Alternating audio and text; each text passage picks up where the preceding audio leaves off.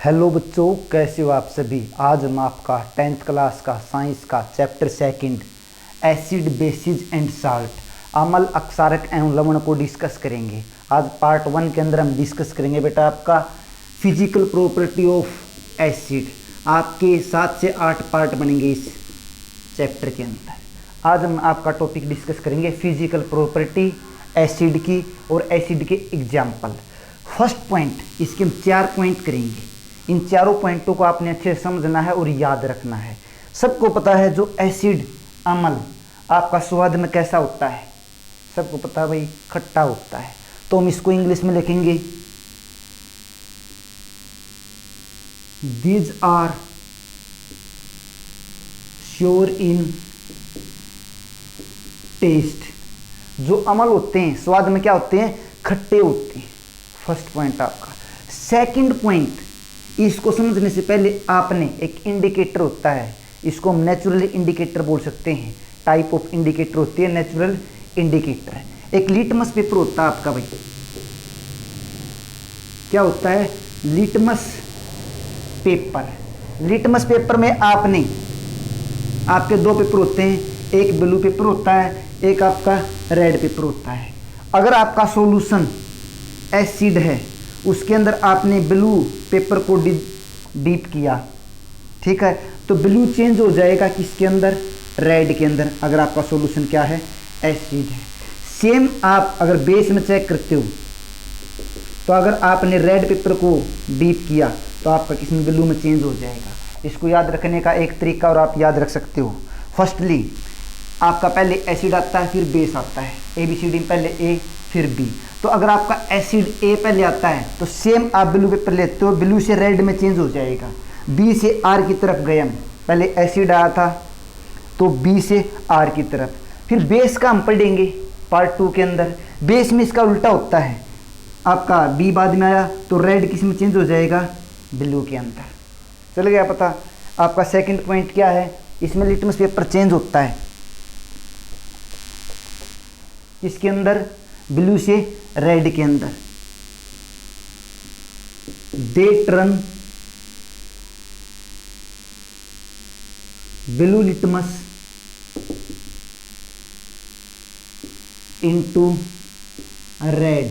आपका blue litmus paper red litmus paper के अंदर क्या हो जाएगा, चेंज हो जाएगा। ये आपके 2 पॉइंट थे। थर्ड पॉइंट आपका वेरी इंपॉर्टेंट। तो अब आपने ध्यान देना, अगर कोई भी एसिड है तो अगर उसको वाटर के अंदर डिसोल्व करते हैं या एक्वस सॉल्यूशन के अंदर, आपके पास कोई भी कंटेनर है, उसके अंदर आपको बोल दिया एक्वस सॉल्यूशन, तो आप समझ जाना वाटर का कोई सॉल्यूशन है, वाटर की अमाउंट उसके अंदर क्या है, ज़्यादा है।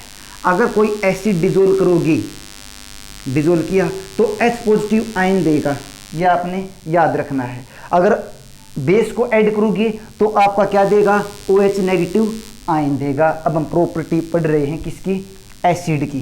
तो अब अगर इसको डिसोल्व करते हो किसके अंदर, एक्वस सॉल्यूशन के अंदर, तो क्या देगा, H पॉजिटिव आयन।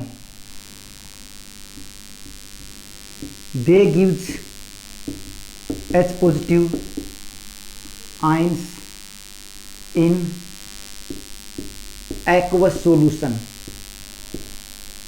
आपका पानी का अगर कोई भी सॉल्यूशन है, ठीक है, एक्वस सॉल्यूशन है, वाटर का कोई सॉल्यूशन है, उसके अंदर क्या देते हैं, एसिड।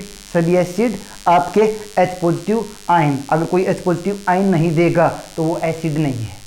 तो आपका फोर्थ पॉइंट, आपने फर्स्ट चैप्टर के अंदर कोरोजन पढ़ा था, ठीक है, जिस प्रकार लोहे की बनी वस्तुओं को वायुमंडल में खुला छोड़ देने पर उनके ऊपर लालिमायुक्त भूरे रंग की परत जमा हो जाती है, ठीक है, रेडिश ब्राउन कलर की, अगर कोई भी उसके ऊपर कवर जमा हो जाता है। तो जो एसिड हैं, एसिड कोरोड मेटल्स। जो एसिड होते हैं जंग लगा देते हैं किसके ऊपर, मेटल के ऊपर संक्षारण लगा देते हैं। ये आपके 4 पॉइंट थे जो आपने याद करने हैं। अब हम इसके 4 पॉइंट के बाद इनके एग्जाम्पल देखेंगे। एसिड के एग्जाम्पल कौन से होते हैं, 2 तरह के एग्जाम्पल याद रखेंगे हम, एक स्ट्रॉन्ग एसिड, एक वीक एसिड। स्ट्रॉन्ग एसिड वो होते हैं जिसके अंदर H पॉजिटिव आयन की कंसंट्रेशन क्या हो, ज़्यादा हो। वीक एसिड क्या होते हैं, जिसके अंदर H पॉजिटिव आयन की कंसंट्रेशन क्या हो, कम हो। तो स्ट्रॉन्ग एसिड आपका होता है HCl। क्या होता है, HCl। चल क्या पता। और आपका ध्यान दें, एक H2SO4 भी ले सकते हो आप, सल्फ्यूरिक एसिड। इसको किंग ऑफ एसिड भी बोलते हैं, अम्लों का राजा हिंदी में कहा जाता है। आपका स्ट्रॉन्ग एसिड क्या हो गया, HCl, और आपका क्या हो गया, H2SO4। सेकंड आपका वीक एसिड, जिसके अंदर H पॉजिटिव आयन की कंसंट्रेशन क्या हो, कम हो, एसिटिक एसिड। चल क्या पता भाई। आपका ऑक्जेलिक एसिड, सिट्रिक एसिड, ये आपके क्या होते हैं, वीक एसिड होते हैं 3। ठीक है, इसका आप फॉर्मूला लिख सकते हो, CH3COOH, इथेनोइक एसिड बोलते हैं इसको। इस तरह आपका जो फिजिकल प्रॉपर्टी थी एसिड की, उनको हमने डिस्कस किया। आपसे एक टर्म और पूछ सकते हैं कहीं पर भी, कंसंट्रेटेड एसिड और डाइल्यूट एसिड, इसके बारे में भी हमें पता होना चाहिए। अगर कहीं भी आपसे पूछ लेते हैं कंसंट्रेटेड एसिड, अगर आपसे पूछ लेते हैं डाइल्यूट एसिड, तो कंसंट्रेटेड एसिड होता है आपका भाई, अगर आपके पास कंसंट्रेटेड एसिड के बारे में बात करते हैं तो उसके अंदर एसिड होगा,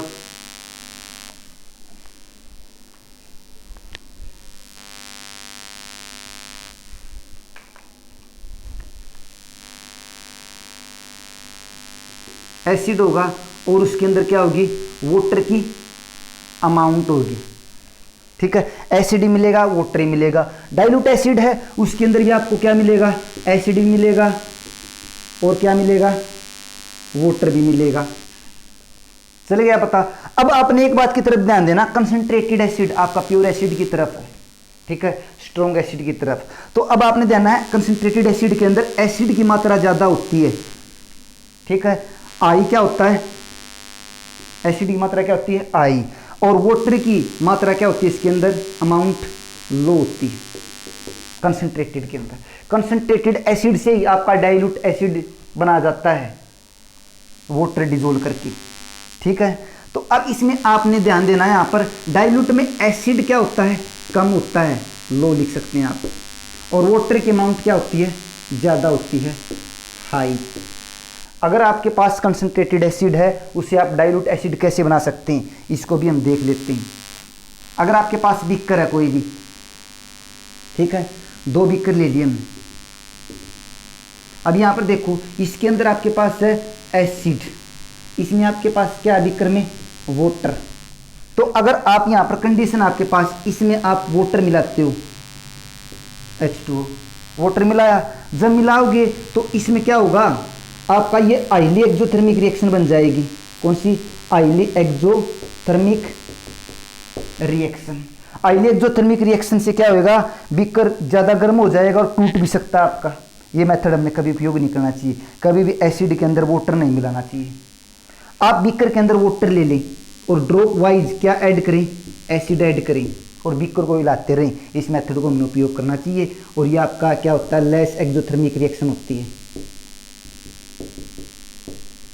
चल गया पता। हम कंसंट्रेटेड से डाइल्यूट बनाते हैं, तो डाइल्यूट में किसकी मात्रा ज़्यादा होती है, डल गया, क्या डल गया, पानी, पानी की मात्रा ज़्यादा उसके अंदर। तो आप इस तरह याद रख सकते हो, डाइल्यूट में वाटर की अमाउंट ज़्यादा होती है, एसिड कम होता है। कंसंट्रेटेड में क्या होता है, एसिड की मात्रा ज़्यादा होती है, वाटर की मात्रा क्या होती है, कम होती है। और नेक्स्ट हम पार्ट 2 के अंदर डिस्कस करेंगे फिजिकल